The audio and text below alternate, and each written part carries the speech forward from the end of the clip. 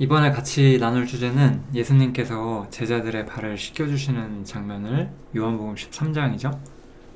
그 장면을 한번 같이 이야기를 해보겠습니다.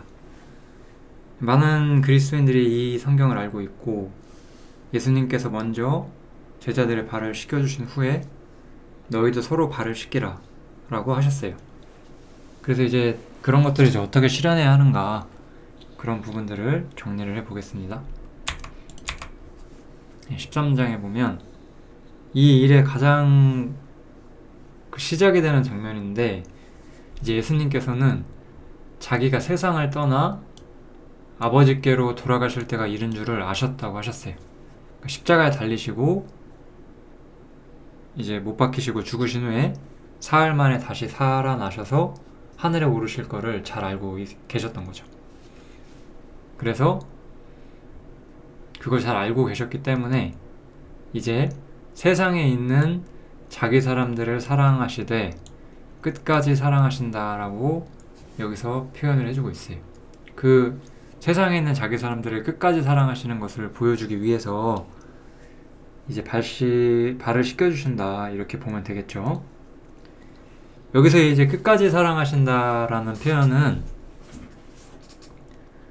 이 요한복음 13장에서 가르치는 것과 좀 비교해서 생각을 해보면, 예수님이 죽으실 때까지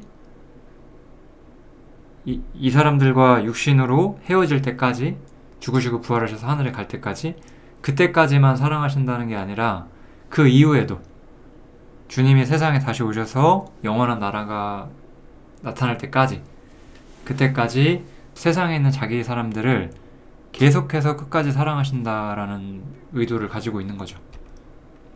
그러니까 죽기 전에 마지막으로 베푸신 사랑이란 뜻이 아닌 거예요. 지속적이고 계속되는 주님의 사랑을 이야기를 하고 있는 거죠. 아까도 말씀드렸다시피 이제 자기가 하나님께로 오셨다가 하나님께로 돌아가실 것을 아셨다고 하셨어요. 그러니까 하나님께로 돌아가실 것, 육신으로는 이제 더 이상 제자들과 함께 할 수 없음을 아신 거예요. 그렇기 때문에 발을 씻겨주신 것이고, 주님께서 계속해서 우리의 발을 씻겨주신다는 것을 의미하고 있다는 거죠. 그럼 이제 발 씻음이라는 게 무엇이냐, 우리가 이제 생각을 해봐야 되는데, 여기 보시면 예수님께서는 겉옷을 벗고 수건을 가져다가 허리에 두르시고 그 다음에 제자들의 발을 씻기셨어요. 이 장면이 나오고 있는데, 이 장면이 가진 두 가지 측면을 볼 거예요. 하나는 발 씻기시는 행동 자체의 의미를 볼 거고, 그 다음에 또 하나는 여기 있는 모습을 보시면 알 수 있지만 예수님께서 오히려 제자들과 낮은 자처럼 되셔서 제자들의 발을 씻기시는 거잖아요. 이 발을 씻겨주는 행위가 가진 어떤 겸손, 사랑, 헌신, 이런 부분들, 섬김, 이런 부분들을 하나 보면 될 것 같아요. 그 두 가지 측면에서 우리가 예수님의 발 씻겨주심을 이해하고, 또 이제 우리도 서로 발 씻어주라고 했기 때문에 우리에게는 어떻게 적용을 해야 하는지 정리를 하는 겁니다. 근데 이제 베드로는 또 열심 있는 제자였기 때문에 어떻게 주님께서 내 발을 씻기십니까? 라고 이야기를 해요. 베드로는 참 주님을 정말 사랑했던 사람이지만 영적인 이해도가 부족했던 거죠. 예수님께서는 내가 너를 씻기지 아니하면 너는 나와 상관이 없을 것이다 라고 말씀하셨어요. 즉, 내가 씻어주지 않는 사람은 나와 상관이 없다, 그 사람은 하나님의 사람이 아니다 라고 말하는 거죠. 그러니까 이제 또 베드로는 그러면 손과 머리도 씻겨주십시오, 온몸을 다 씻겨주십시오, 이렇게 말을 한 거예요. 그러니까 너희들은 이미 목욕했다라고 말씀하셨어요. 이미 목욕했기 때문에 발밖에 씻을 필요가 없다, 온몸이 다 깨끗하다라고 말씀을 다시 해주세요. 즉, 이거는 온몸을 씻겼다는 거는 사실 우리가 명확하게 이해할 수 있을 거예요. 우리가 성령으로 거듭났고 하나님 앞에서 새로운 생명을 가지게 되었고, 하나님께서 우리의 어떤 모든 죄를 씻겨주셨다는 것, 그런 것을 의미한다고 우리가 아마 분명히 생각을 할 수 있을 겁니다. 그렇게 온몸이 깨끗하지만 우리에게는 지속적인 발 씻음이 필요하다라는 것을 주님께서 교훈하시기 위해서 제자들의 발을 씻겨주신 거잖아요.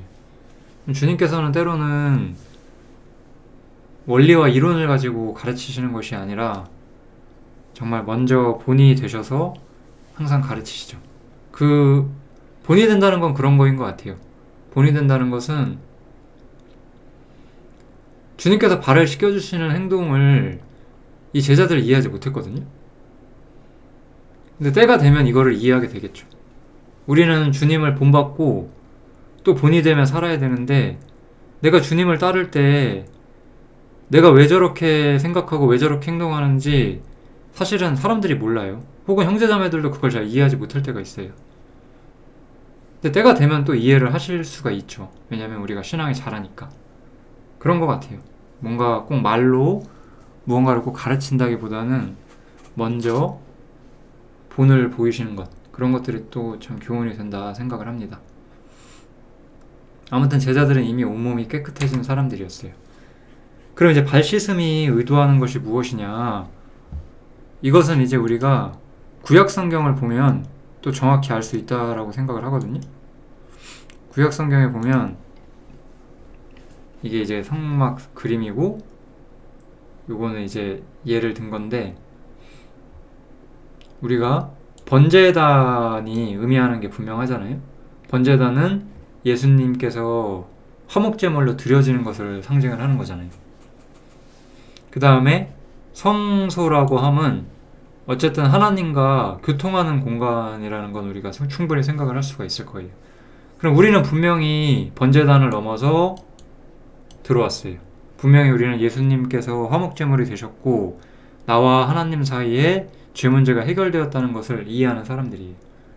그렇지만 우리가 지속적으로 하나님이 계신 여기, 하나님이 계신 성소 안에서 하나님과 교통을 하면서 섬기기 위해서는 우리에게는 계속해서 발 씻을 필요가 있어요.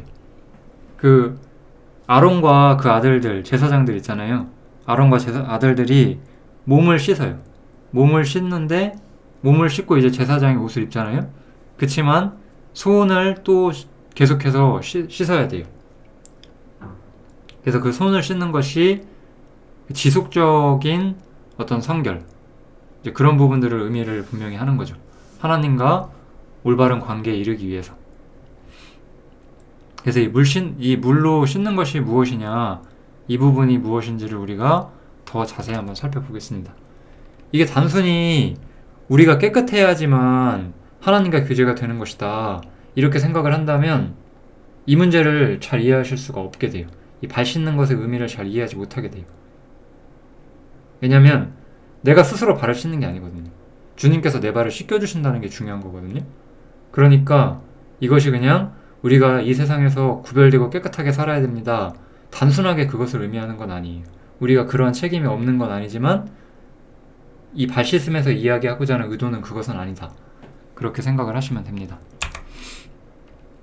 그러면 우리가 사귐이라는 것은 뭘까요? 우리가 하나님과 사귐을 갖는다는 것은 결국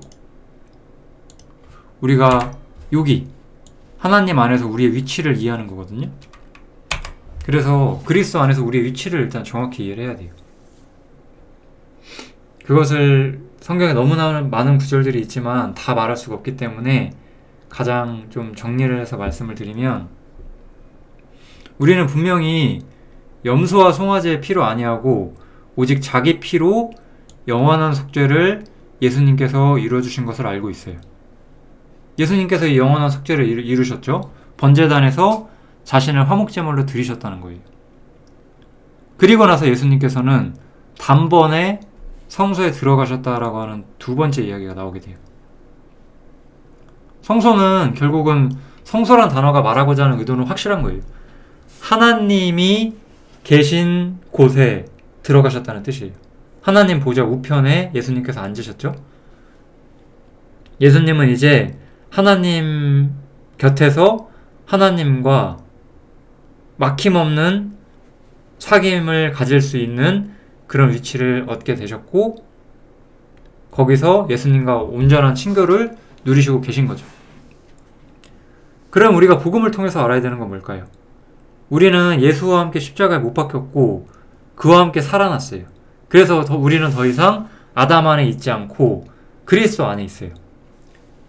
우리가 그리스도 안이라는 단어는 항상 무엇과 비교를 해야 되냐면은 아담 안이라는 단어랑 비교를 해야 되는 거예요. 우리는 더 이상 아담 안에 있지 않고 우리가 이제 그리스도 안에 있다. 이런 측면이 엄청 중요한 거거든요. 정리를 한번 해볼게요. 우리가 원래는 아담 안에 있었는데 이제 그리스도 안에 있게 되었어요. 이게 사실 성경에서 말하는 구원이에요. 우리가 아담 안이라는 것은 하나님과 완전히 끊어져 있고, 그러니까 아담 안이라는 단어는 이제 하나님이 계신 곳 있죠.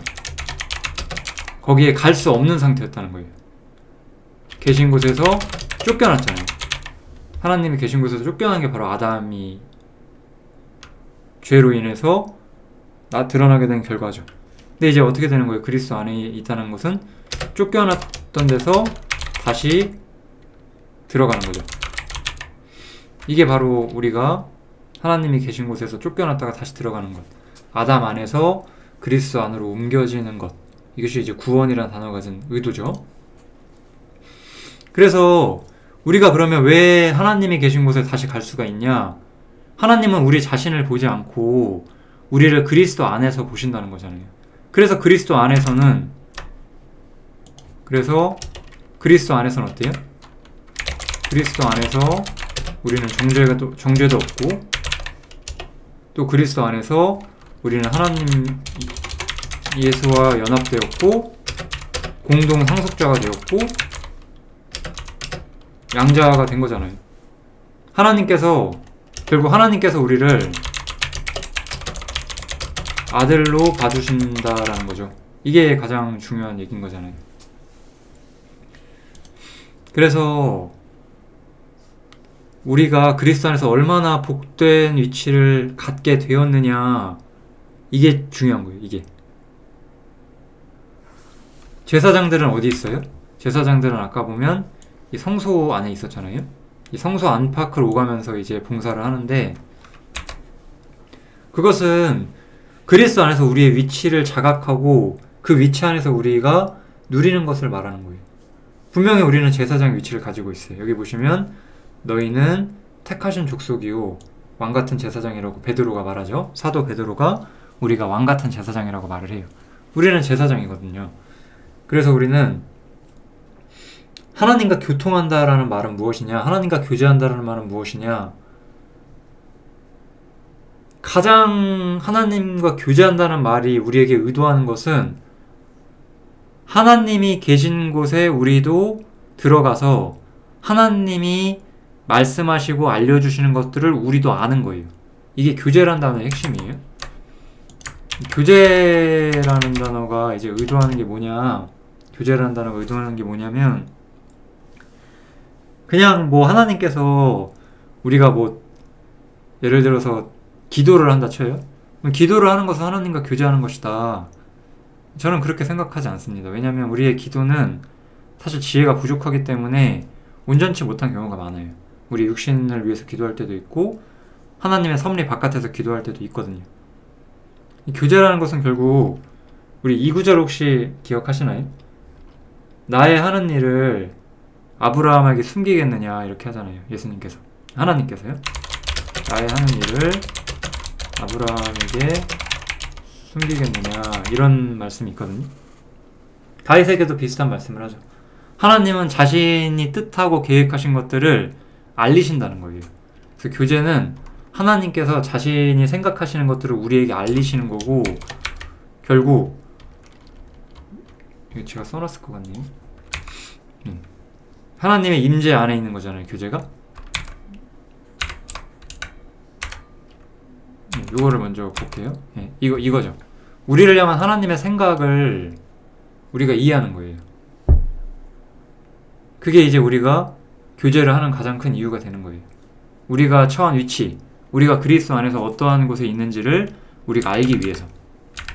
그래서 교제라는 것은 결국 우리가 하나님의 임재 안에 들어가서 하는 거예요. 하나님께서 우리에게 오셔서 하는 것이 아니고 우리가 하나님의 임재 안에 들어갔기 때문에 할 수 있다는 거예요. 그럼 우리가 그리스도 안에 있지 않다면 우리는 하나님과 진정한 의미에서 교제를 할 수가 없어요. 그래서 교제는 하나님의 임재 안에 있는 것이고 결국 하나님과 예수님과 우리가 함께 하는 거죠. 우리는 여기서 이제 하나님과 예수님께서 우리에게 대한 생각, 이것을 우리가 이해하게 되는 거죠. 하나님께서 우리를 얼마나 귀중하게 봐주시느냐, 아들처럼 드높고 귀중한 존재로 우리를 봐주신다는 거. 우리가 죄인이었음에도 불구하고 우리를 그렇게 봐주신다는 거. 그런 것들에서 우리는 한없는 즐거움을 느낄 수가 있는 겁니다. 복음 자체를 통해서요. 그래서 여기서 사도 요한이 말하죠. 우리의 사귐은 아버지와 그 아들 예수 그리스도와 함께함이라. 여기 제가 적어놨었죠. 하나님과 예수님과 우리가 함께하는 교제예요. 이것을 쓰는 이유가 무엇이냐? 우리의 기쁨이. 우리라고 하는 것은 여기서 이 글을 쓴 사도 요한과 이 글을 받는 사람들, 우리들, 모든 그리스도인을 포함하는 거죠. 이 그리스도인들의 기쁨이 충만하기 위해서 사귐을 알게 하려 하신다고 하는 거예요. 즉, 예수님과 하나님께서 우리를 얼마나 귀하게 봐주시느냐, 그것이 우리가 느끼는 사실 즐거움의 가장 근원이 되는 거예요. 하나님 나를 어떻게 생각하시느냐. 왜냐하면 이 생각은 점점 강해지게 되는데, 왜냐하면 내가 죄인이라는 걸 알수록 강해져요. 우리가 이게 왜 중요하냐. 사실 어떤 사람들은, 예를 들어 거듭나지 않은 많은 기독교인은 당신은 사랑받기 위해 태어난 사람, 이런 노래 부르면서 그냥 막연하게 하나님이 나를 좋아해 주신다고 생각을 해요. 그런데 내가 죄인이고 타락했고 불의하고 회복 불가의 상태에 놓여 있다는 걸 내가 진짜로 알 때 나는 절망할 수밖에 없거든요. 그런데 이런 나를 예수처럼 봐주시겠다고 한 그것이 얼마나 위대한 이야기인지를 우리가 이해하게 되거든요. 그것이 우리에게 진정한 기쁨이 되는 거예요. 아까 이 그림이 너무나 정확히 말을 해주고 있어요. 우리는 원래 바깥에 있는 사람이었어요. 절대 이 안에 들어갈 수 없는 사람이었는데 하나님께서 우리를 이 안으로 불러주신다는 거예요. 그게 우리가 즐거워하는 이유죠. 그게 우리의 온몸이 씻겼기 때문에 우리가 그렇게 되는 거잖아요.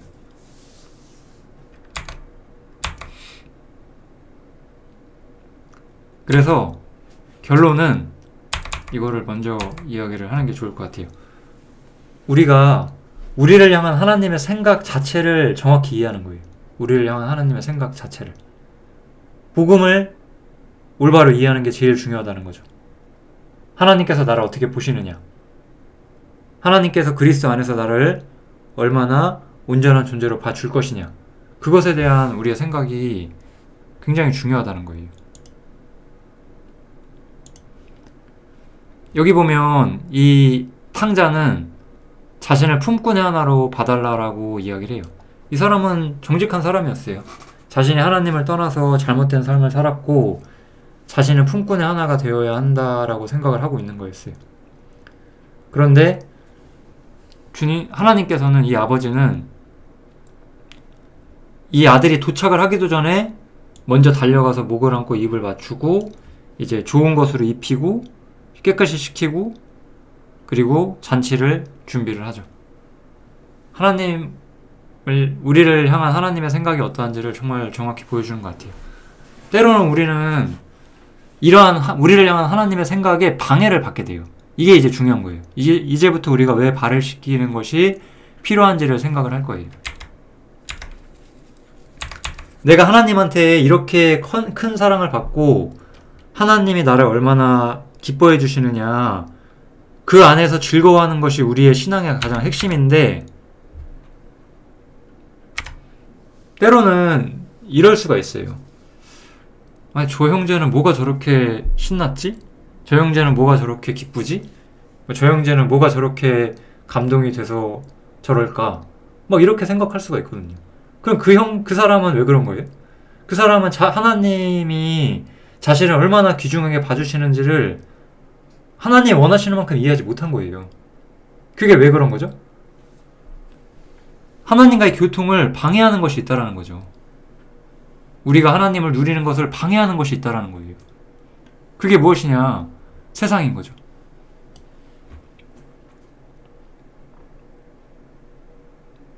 뭐 세상을 사랑치 말라는 이야기를 지금 하고자 하는 건 아니에요.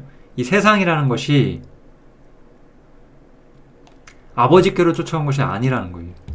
이 세상은 그래서 우리가 하나님과의 교통, 하나님께서 우리를 얼마나 높이 세우시는지를 즐거워하지 못하게 만드는 원인이 된다는 거예요. 우리의 기쁨을, 하늘에 속한 우리의 기쁨, 하나님께 속한 우리의 기쁨을 방해하는 요소들이 있다는 거예요. 이것도 한번 정리해볼게요.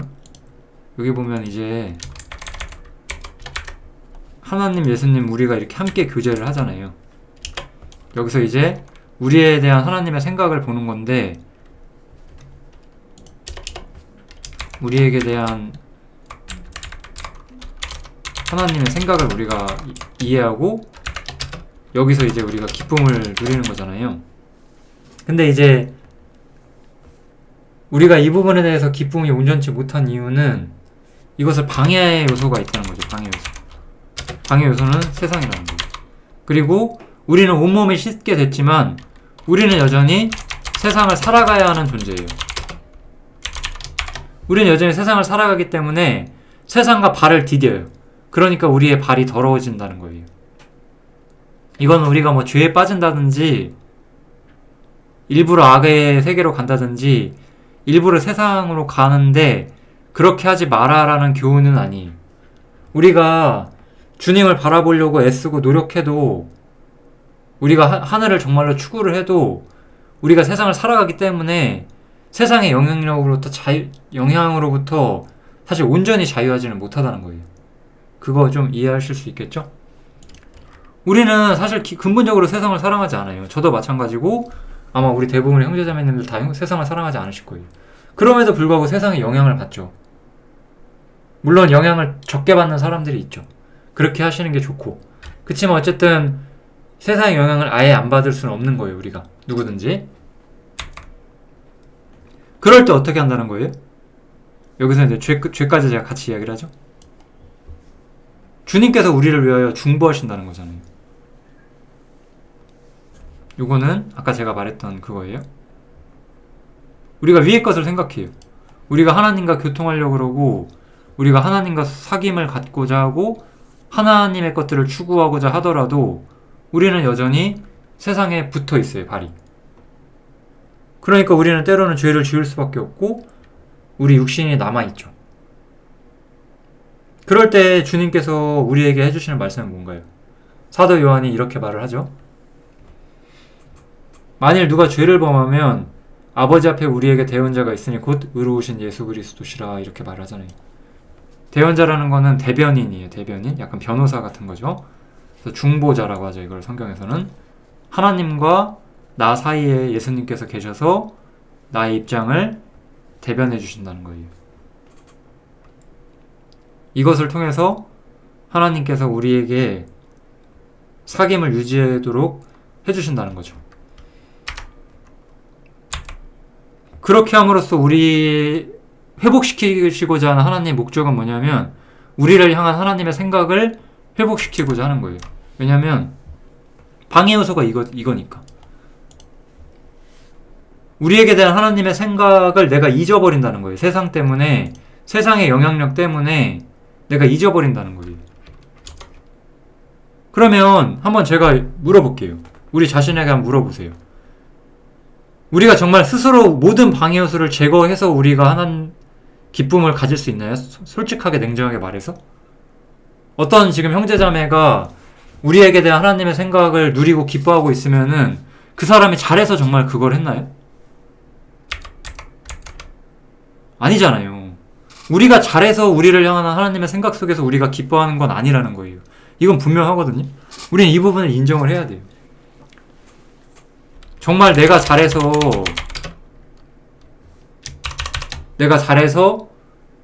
방해 요소를 제거한 건가요? 그게 아니에요. 나는 세상과 붙어 있어요. 나는 세상과 발이 붙어 있어요.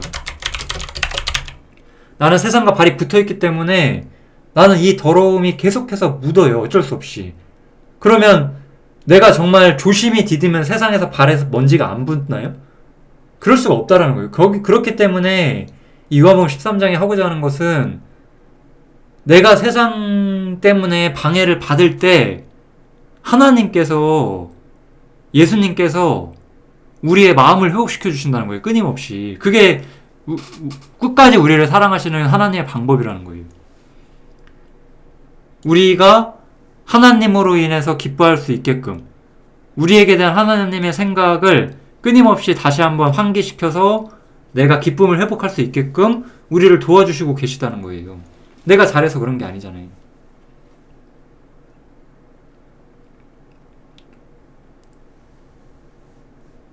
어떤 점에서 그렇기 때문에 사실 고의적으로 이 문제의 가장 핵심은 고의적으로 곁길을 가지 않는다면 우리에 대한 하나님의 생각과 기쁨은 방해받을 수 없다라는 거죠. 어떤 점에서는 우리는 다 부족하고 우리는 다 세상에 영향을 받아요. 예를 들어서 뭐 요즘에 월드컵 경기를 해요. 지금 2022년 11월이니까 우리 형제자매님들은 절대 축구를 안 보실까요? 아닐 거예요. 분명히 볼 수도 있어요. 그런 것들은 사실 우리에게 대한 하나님의 생각을 있게 만드는 그런 영향을 가지고 있죠. 세상이니까 일종의. 그런데 내가 그거 본다고 기쁨이 깨지고 그거 안 보고 내가 그러면 내가 기쁨이 회복되나요? 내 힘으로? 그런 건 아니라는 거예요. 분명히 나는 여러 방해 요소 속에서 이 세상을 살고 있어요. 여러 방해 요소 속에서 이 세상을 살고 있고 하나님께 집중하는데 어려움을 겪음에도 불구하고 그럼에도 하나님께서는 우리의 신앙을 회복시켜 주신다는 거예요. 이건 우리가 경건하게 잘 살게 해주시는 게 아니에요. 우리에게 대한 하나님의 생각을 회복시켜 주신다는 거예요. 왜냐하면 결국은 내가 여기 있다는 거, 내가 성막 안에 있다는 것을 끊임없이 생각하게 해주신다는 거죠. 그게 바로 발 씻음이 우리에게 의미하고 있는 거예요. 결국은 우리는 세상을 보면 자꾸 이 세상을 사랑해서 세상으로 가는 사람들은 전 좀 이상하다고 생각하고 그게 아니라 우리는 우리 자신이 품꾼의 하나는 아닌지 즉 하나님의 온전한 사랑에 대한 의구심을 가지게 된다는 거예요. 혹은 이제 해방을 깨닫지 못해서 그런 걸 수도 있죠. 아무튼지 간에 이제 우리를 향한 하나님의 생각을 계속해서 여러 가지 요소로 방해를 받아요. 그럼에도 불구하고 그 모든 방해를 깨트리고 온전한 복음이 우리에게 오고 그것을 우리가 계속해서 지속적으로 그것을 누릴 수 있도록 하시는 것이 끝까지 우리를 사랑하시는 예수님의 모습이었어요. 그래서 발을 씻기는 거예요. 우리를 향한 하나님의 생각, 우리가 성소 안에서 하나님과 사귐을 가질 수 있는 사람들이라는 것을 잊지 않게 하시려고. 그러한 것들을 그런데 아까 어떻게 하셨죠? 끝까지 하신 건 이제 다 설명했고 종처럼 사랑으로 섬김으로 발을 씻기셨다는 거잖아요. 이러면 주님께서 어떻게 우리의 발을 씻어주시는지는 이해를 어느 정도 할 수 있을 것 같아요. 내가 스스로 씻었던 것 아니에요. 내가 부족할 때도 주님은 자신을 우리에게 보여주시고 자신의 마음을 우리에게 보여주셔서 우리의 마음을 회복시켜서요. 내가 이렇게 연약함을 느낄 때 네가 그렇게 연약하기 때문에 내가 너를 사랑하는 것이 아니냐 이런 것들을 우리에게 보여주셔서 내가 얼마나 귀중한 자리로 영접되었는지를 내가 깨닫게 되기도 하잖아요. 우리가 꼭 잘해야지만 뭘 배우는 건 아니에요. 우리가 잘 살고 있을 때, 뭐 그런 말도 좀 웃기긴 하지만, 뭐 그럴 때 배우는 것들이 좀 있긴 하지만, 우리가 어떠한 위치에 있느냐에 상관없이 하나님께서는 계속해서 우리가 하나님과 사귐을 가지는 존재인 것을 알려주신다는 거죠. 사랑으로, 섬김으로 그걸 알려주셨어요. 그럼 이제 우리도 서로 발을 씻겨주라고 하셨어요. 그럼 서로 발을 씻기는 건 어떻게 하면 될까요? 그러면 우리가 이것이 만약에 뭐 단순하게 뭐 깨끗해지는 거라고 한다면 형제자매한테 깨끗해지세요 이렇게 말하면 그 사람이 신앙이 회복되는 게 아니잖아요.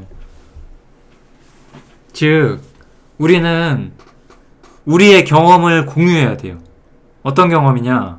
주님께서 나의 발을 계속해서 씻겨주신다는 것을 나눠야 돼요. 주님께서 나의 발을 씻겨주신 것처럼 우리도 형제자매들의 발을 씻겨야 돼요. 그러면 내가 정말 스스로 내가 다른 사람의 발을 씻겨줄 수 있나요? 그럴 수는 없어요. 나는 형제자매님의 방해 요소를 내가 해결해 줄 수 없다고요. 그것을 해결해 주시는 분은 주님밖에 없어요. 그러면 그것을 우리가 실현하는 방법은 이것은 결국 우리가 들어간 위치에 대한 환기가 중요한 거예요. 좀 정리를 다시 해보면 이렇게 우리가 여기가 이제 성막인 여기가 이제 성소인데 내가 성소 안에서 하나님과 사귐을 가질 수 있는 사람이라는 것을 계속해서 이해하는 게 중요한 거거든요. 근데 내가 여기서 발 씻음을 맛보고 내가 여기서 이렇게 교제를 누리고 있어요. 그러면 주님께서 나의 발을 씻어주셔서 내가 여기에 들어간 거잖아요. 그리고 지속적인 이 교통이 이루어지는 거잖아요. 그런 이야기들을 같이 나누시는 게 좋은 거예요.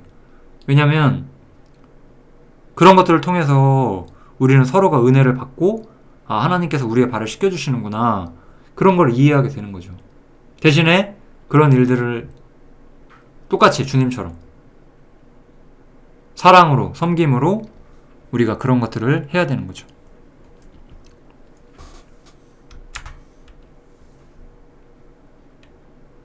주님께서 우리 형제자매님들에게 주신 은혜, 주님께서 나를 하나님과 교제하게 해주신 그 은혜에 대해서 같이 나누면서 즐거워하는 것이 우리가 서로 발을 씻겨주는 중요한 방법이 될 거예요.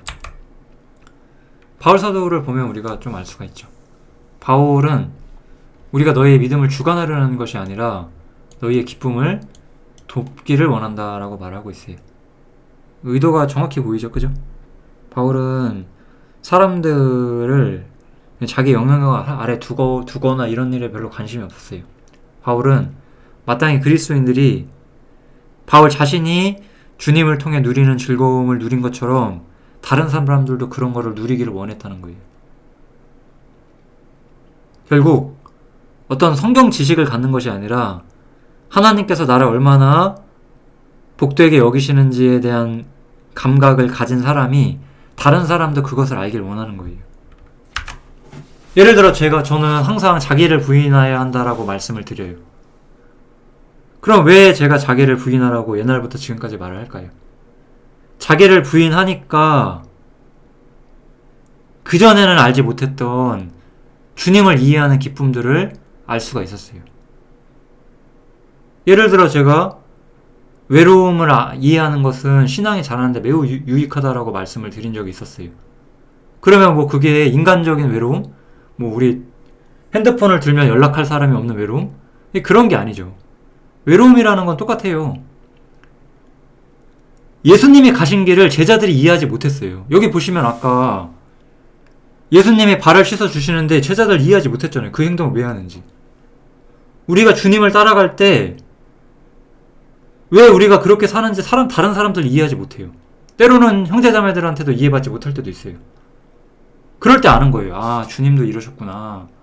주님이 나를 위해서 그러한 길을 먼저 가신 거였구나.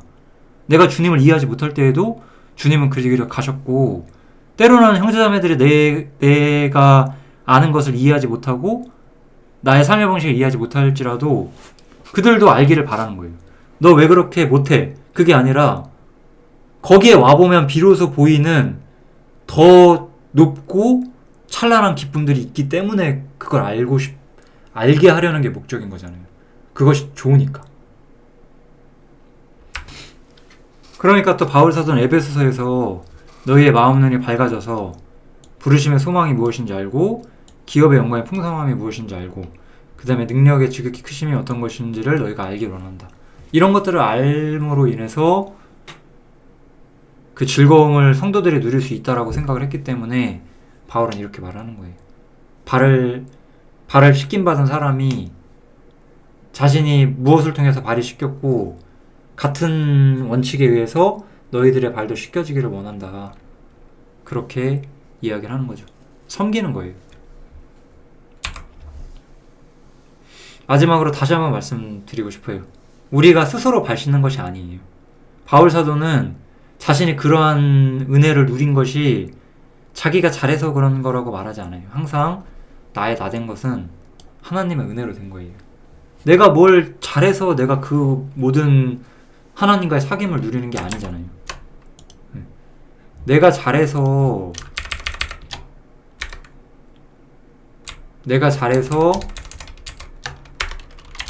사귐을 누리는 것이 아니다라는 거예요. 항상 이게 진짜 중요한 거예요. 주님께서 내 발을 씻겨주셨기 때문인 거예요. 주님께서 내 발을 씻겨주셨기 때문에 내가 사귐을 누리는 거예요. 그렇기 때문에 왜 우리가 교회 안에서 수고하고 봉사하고 헌신하기를 원하느냐, 왜 제가 그러느냐, 이게 나 혼자 이렇게 하라고 주님께서 주신 게 아니에요. 주님께서 내 발 씻겨주셨기 때문에 나도 그럴 수밖에 없는 거예요. 내가 가진 것은 내 것이 아닌 거예요. 성경에서 우리가 가진 것들, 교회 안에서 우리가 가지는 것들은 내 것이 아닌 거예요. 처음부터. 교회를 위해서 써야만 하는 거예요. 내가 누린 기쁨은 스스로 얻은 것이 아니에요. 그러니까 함께 나눠야 돼요. 물론 우리 모두가 그걸 배우는데 시간이 많이 걸리죠. 그럼에도 계속 그 일을 하는 거예요.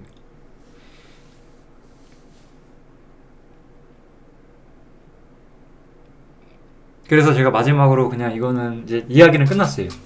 이제 발시스템 무엇인지 이야기는 끝났는데, 그래서 저는 항상 이 얘기를 제가 우리 형제자매님들한테 많이 해왔어요.